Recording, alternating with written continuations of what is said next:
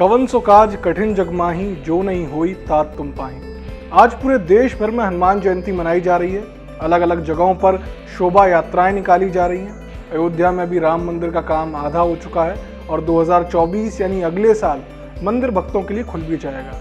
लेकिन प्रभु राम के भक्त हनुमान के जन्म स्थान पर विवाद अब तक नहीं सुलझ पाया है। और ऐसा क्यों हो रहा है और क्या इस पर विवाद है, आइए जानते हैं हमारी इस वीडियो में। नमस्कार, मैं हूं सिद्धांत त्रिपाठी और आप देख रहे हैं समय टाइम्स का कार्यक्रम विशेष।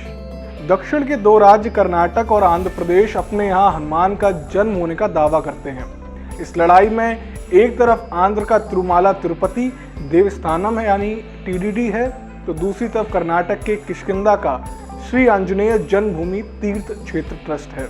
कर्नाटक का दावा है कि हम्पी से करीब 25 किलोमीटर दूर अनेगुंडी गांव ही किष्किंधा नगरी है और यहीं पवन पुत्र जन्मे थे।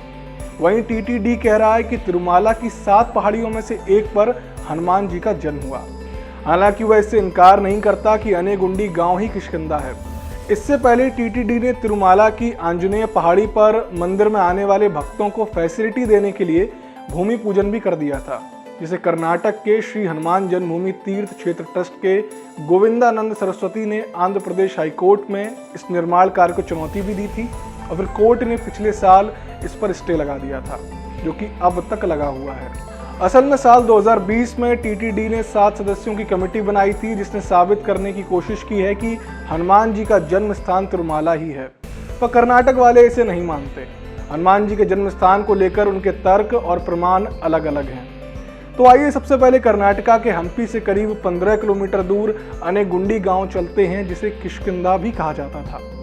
और इसे ऐसा इसलिए कहा जाता है कि इसके इलाके में तुंगभद्रा नदी है, बारी सुग्रीव किला के साथ तारा पर्वत है, जिस बात को प्रमाणित करते हैं। अनेगुंडी के बीचों बीच आंजनेय पर्वत है, जिसके शिखर पर हनुमान जी का एक प्राचीन मंदिर है। यहाँ पर पत्थर पर उकेरी भगवान की मूर्ति है, जिसके बारे में कहा जाता है कि ये स्वयंभू है।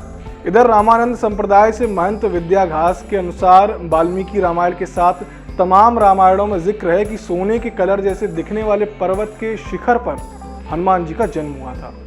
वैसे प्राकृतिक व्यवस्था बताती है कि यही किष्किंधा है और यही हनुमान जन्मे थे।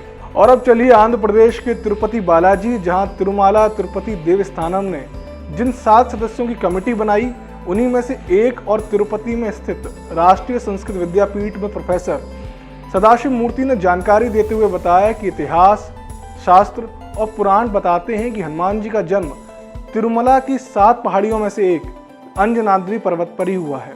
साथ ही उनका कहना था कि हमें किष्किंधा का हम्पी के पास स्थित होने पर कोई भी शक नहीं है। हम तो बस इतना कह रहे हैं कि हनुमान जी का जन्म अंजनाद्री पहाड़ी पर हुआ है, फिर किष्किंधा उनका कर्म क्षेत्र रहा। साथ ही उनका कहना है कि स्कंद पुराण के मुताबिक अंजनाद्री में अंजनी देवी ने तपस्या की, इसके बाद हनुमान जी पैदा हुए।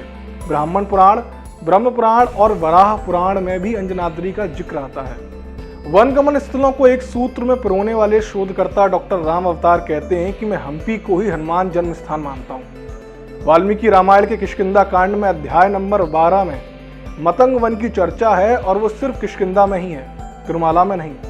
अब ऐसे में देखा जाए तो दोनों ही राज्यों के अपने अपने दावे हैं, विश्वास हैं और प्रमाण हैं।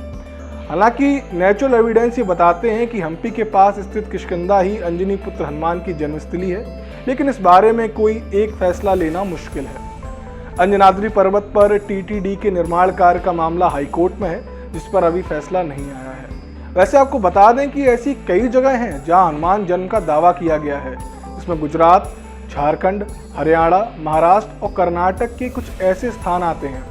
लेकिन प्रोफेसर मूर्ति के मुताबिक इन जगहों के वाल्मीकि रामायण शास्त्रों या पुराणों में कहीं कोई सबूत नहीं मिले हैं। अगर आपको ये वीडियो पसंद आई हो तो इसे लाइक करें, शेयर करें। साथ ही साथ ऐसी और वीडियोस के लिए आप चैनल को सब्सक्राइब करना ना भूलें।